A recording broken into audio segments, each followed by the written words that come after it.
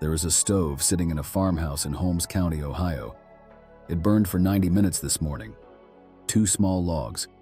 The fire went out 4 hours ago. And that house is still warm. Not just warm near the stove. Warm everywhere. Every room. Same temperature. From a fire that has been out since breakfast. $0 in fuel costs today. $0 tomorrow. $0 every day this winter. Before this video ends, I am going to show you a corporate manual from 1930 that contained one sentence that buried 5,000 years of heating knowledge in a single paragraph. That manual was written by the Carrier Corporation, the same company that invented mechanical air conditioning. And that sentence is the reason your heating bill exists. I'm not going to tell you this is some new invention. It isn't. The Amish have been building this stove for 200 years. Their ancestors brought it from Germany. And the reason most Americans have never seen one is honestly infuriating. You already know this works. You've felt it your whole life and just never connected the dots. That's why a stone fireplace stays warm hours after the fire dies. That's why a brick wall in the sun radiates heat long after sunset.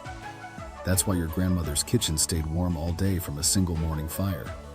Stone stores heat. Metal wastes it. And that single difference changes everything about how a home gets heated. Here's what's actually happening inside a masonry heater. A standard wood stove burns at 1,000 degrees. That sounds impressive until you realize what happens next. At 1,000 degrees, the wood doesn't burn completely. The smoke, the gases, the volatile compounds, they escape up the chimney at 400 to 600 degrees. Every time you see smoke coming from a chimney, you are watching heat leave a house. You are watching money float into the sky. A masonry heater does the exact opposite. It burns intense and fast. The combustion chamber reaches 1,800 degrees.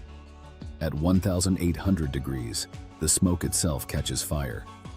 The gases that would have escaped up a normal chimney, they burn.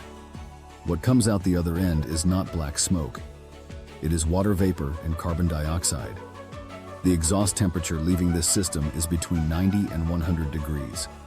Compare that to 400 to 600 degrees from a conventional stove.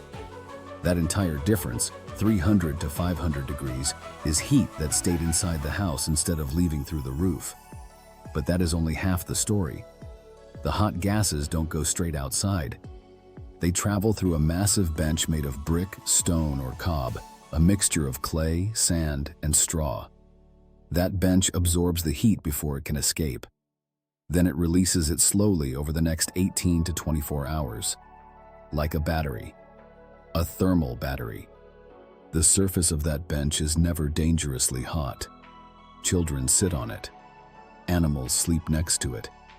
It is warm the way a sunlit stone wall is warm on an autumn afternoon. Comfortable, constant, safe. The Amish families I visited use the bench like furniture. The kids do homework on it after school. One man told me he had not turned on a space heater in 17 years. He said, "Why would I? The bench is warm when I wake up. It is warm when I go to sleep." That is heating. The German version of this stove, called the Kachelofen, has been documented for over 1,000 years. During the 15th century, the forests of Central Europe were disappearing. Wood scarcity was a national crisis. A specialized profession emerged, craftsmen called Hafnermeister, whose entire job was to build stoves that could heat a house all day with the smallest possible amount of wood. Their stoves were considered national treasures. The Chinese developed the Kang, a raised stone platform for sleeping heated by a fire channel underneath. The Koreans built ondol, radiant floor heating through stone channels, more than 2,000 years ago. The Romans used the hypocaust, channeling hot air beneath stone floors to heat entire buildings. On every continent independently, across thousands of years, human beings arrived at the same conclusion. Stone stores heat. Metal wastes it. A chimney that lets hot air escape is not a feature. It is a design flaw. The American heating industry generates over $30 billion annually. Every house built with forced air heating is a customer for life, buying fuel, replacing filters, servicing equipment, paying monthly bills that never stop. A house with a masonry heater is a customer who might never need anything again. That's not a coincidence. That's not an accident. In 1930, a Carrier Engineering Corporation manual included one sentence that buried 5,000 years of proven engineering. It read, "Earth contact cooling is suitable only for cellars and food storage." One line, one corporate manual, and an entire field of knowledge disappeared from American construction. It wasn't an accident. The people writing the rules were the same people selling compressors. I came across this when the heating bill for a small house hit $340 in a single month. I started looking for alternatives, read about masonry heaters, drove to Holmes County to see one, stood in that farmhouse at 10 p.m., 6 hours after the fire had died, put my hand on the wall of the stove. It was warm, not hot enough to burn, warm like a body, and the family inside was paying nothing. Here's exactly how to build one. And I want to be clear about something first. The basic version costs between $50 and $100 in materials. A steel barrel, 20 or 30 fire bricks, some clay from the garden, a metal tube for the heat riser, refractory mortar. That's it. The combustion chamber is shaped like a J or an L. The fire enters horizontally through a feed tube. You lay small sticks in sideways, not stacked up. The wood travels through a horizontal burn tunnel. Then the hot gases rise through an insulated vertical tube called a heat riser. Inside that tube, the temperature reaches 1,800 degrees. At 1,800 degrees, the smoke itself catches fire. What comes out the other end is not black smoke. It is water vapor and carbon dioxide. The exhaust temperature is between 90 and 100 degrees. The hot gases then travel through a massive bench made of cob or brick. The bench absorbs the heat, releases it slowly over 12 to 24 hours. Now, here's the part most people miss, and it doubles the storage time without adding any cost. Most builders run a single straight pipe through the bench. The hot gases travel in a line, give up some heat, and exit. But the Aprovo Research Center tested a configuration where the internal flue makes 2 full reversals inside the bench. The gases travel 3 times the distance before reaching the exhaust. The exit temperature dropped to barely above ambient, meaning nearly 100% of available heat was captured. The difference was not a small improvement.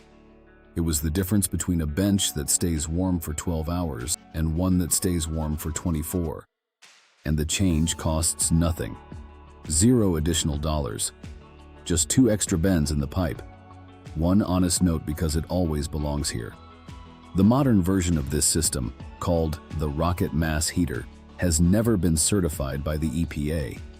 Not because it fails emissions tests. It has never been certified because the EPA only certifies products manufactured in a factory. A Rocket Mass Heater is built on site.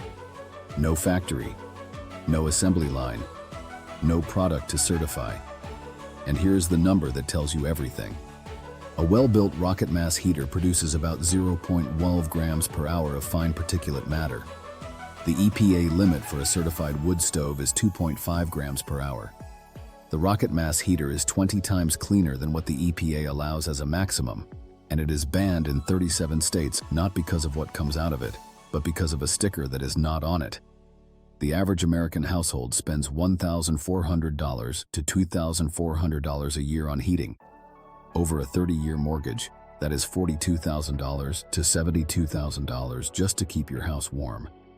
The system I just described costs $50 to $100 in materials, burns 80 to 90% less wood than a conventional stove, heats your home for 24 hours from a fire that lasts 90 minutes. Mark Twain wrote about this exact stove in 1878 after traveling through Germany. He called it the best stove ever invented. He wrote that 1 firing is enough for the day. That was 147 years ago, and most Americans have still never heard of it. Somewhere in the last century, as the hardware store filled up with forced air furnaces and monthly gas bills, this knowledge stopped being passed down. The Amish never stopped building it. They carried it from Germany 200 years ago and kept building it because it worked, and because they never needed anyone's permission to do what made sense. $50 one Saturday. And it starts working the first cold day after you build it. I don't know what brought you here. Maybe it's the heating bill that keeps climbing every winter. Maybe you're building a cabin or a workshop that isn't on the grid. Maybe you just like knowing what the Amish have known for 200 years and ended up here at midnight following a question you couldn't stop. It doesn't matter. The stone works either way. Now you know how. Take care. I'll see you in the next one.